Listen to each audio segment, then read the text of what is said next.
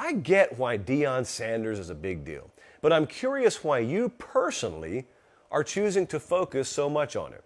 It doesn't seem like you would be drawn to what he sells. Okay, you guys know me better than anyone. Is Tanner right? I will look in the comments below and I will gauge the reaction here. I want to know, look, if you think he's right, that's fine. What am I expected to like? What kind of coach do I normally like? And why is Deion Sanders not someone that I would end up liking? Here's been my experience, okay?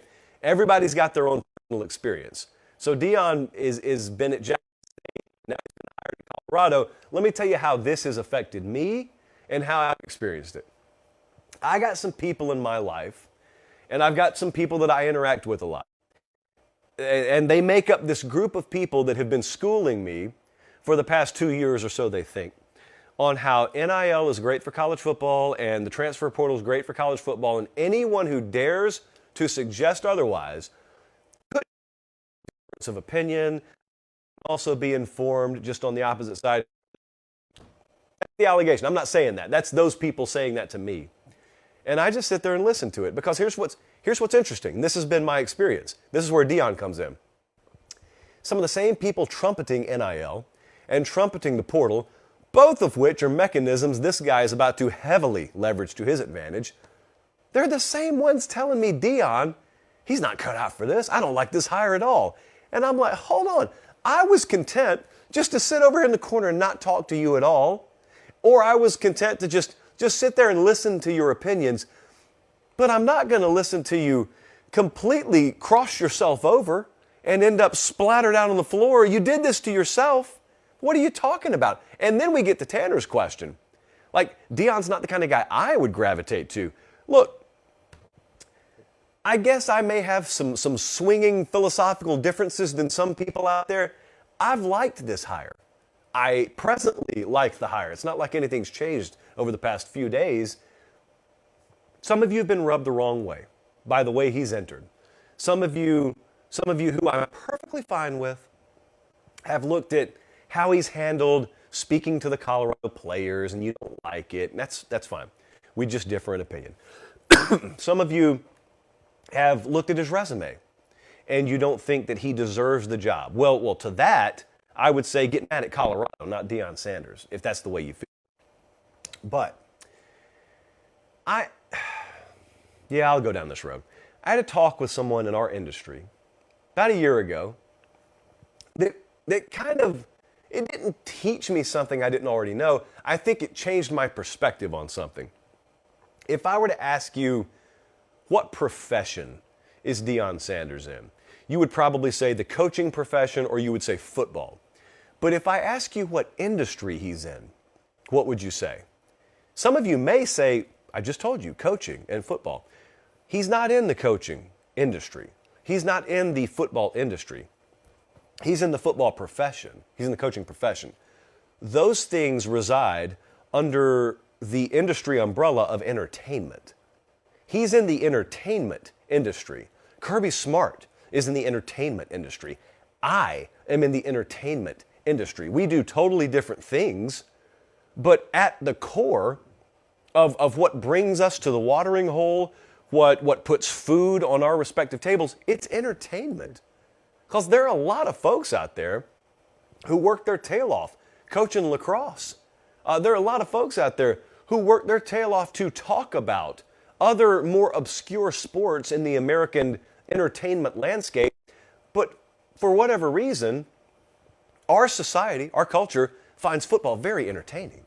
And therefore, if you specialize in that sport and you're either good enough to play it or coach it or talk about it and attract an audience, you are making a living off of entertainment, not football. Football just happens to be the form of entertainment. Well, the reason I say that, and the reason I appreciate a guy like Deion Sanders, is he gets that more than anyone. Not just today. He got it when he played. He had it coming out of high school. He had it in college. He already had a nickname by the time he got to the NFL. And it has rubbed people the wrong way, and that's fine. I shifted the way that I look at this game several years ago. And it kind of coincided with when I got in this space, in this industry. But I realized, this is not a not-for-profit that these people are in. But it's also, it's a game that we're talking about. It's a game they play. It's a game they coach. It's not life or death. It can change lives, but it's a game and it's entertainment. And so when an entertainer, when a supreme entertainer has an opportunity in your space, it's a huge deal that I appreciate. Now, I appreciate it for different reasons than a middle linebacker in the portal may appreciate it, and they may appreciate it for a different reason than a longtime Colorado season ticket holder may appreciate it, but we all appreciate it for the same reason at the end of the day. Now, the next question is, what is he going to do there? Like, that's the multi-million-dollar question. That's the thing on everyone's mind, because there are some folks out there just hell-bent on the idea that there's no way he's going to succeed, that he'll get a lot of publicity. Sure, he'll get some players, but at the end of the day, I had this told to me like 100 times in the comments over the past week. Hey, what did A&M do with all those players this last year? What is Georgia doing with players? What's Bama doing with players? What's Ohio State doing? You can throw the exception to the rule at me all you want to. Fact of the matter is, the more talented teams usually win more. That's the fact of the matter. And he's in the Pac-12, where you don't have the deepest of rosters. And I think the Pac-12 was great this year. Well, when I say great, I mean great compared to years past. It is a lot easier to ascend a lot quicker in the Pac-12. And the rosters that he's going to put together, I believe, will allow him to do that. If you believe he's going to crash and burn despite having a talented roster, that's cool. We disagree, because I happen to think he's going to have a really good coaching staff. Like, that's being put together. And he's got some head coaches leaving for positions below the head coaching level. So he's got some folks believing in him. I'm very excited to see when that entire coaching roster comes together. But it's like drinking water from a fire hose out there right now, because he's trying to do all those things we talked about earlier in the show. He's trying to recruit. He's trying to sell his program. He's trying to leverage the portal. He's trying to put together a staff. So they're doing all that stuff too, trying to move, just the normal life stuff you have to do. I appreciate Deion Sanders because he is a premier entertainer. That's why I appreciate him. And he doesn't run from it. He embraces that aspect. And look, I can tell you firsthand, there are, let me count them, 1, 2, there are 3 people in the past 2 decades in college football, 4 people, that move the needle like Deion Sanders does. One of them was Johnny Manziel, one of them was Tim Tebow. Those are the 2 players. One of them is Nick Saban and Deion Sanders. Those 4 names, I can tell you from experience, when you put those names in a headline, when they have said something, when they have done something, or when they are somewhere, it stops traffic, it moves the needle more so than anybody else in the sport. It's not always because they run their mouth. A lot of people run their mouths and no one cares. It's not always just because they've been good on the field. There have been a lot of players who are good on the field, and you couldn't even tell me where they are today.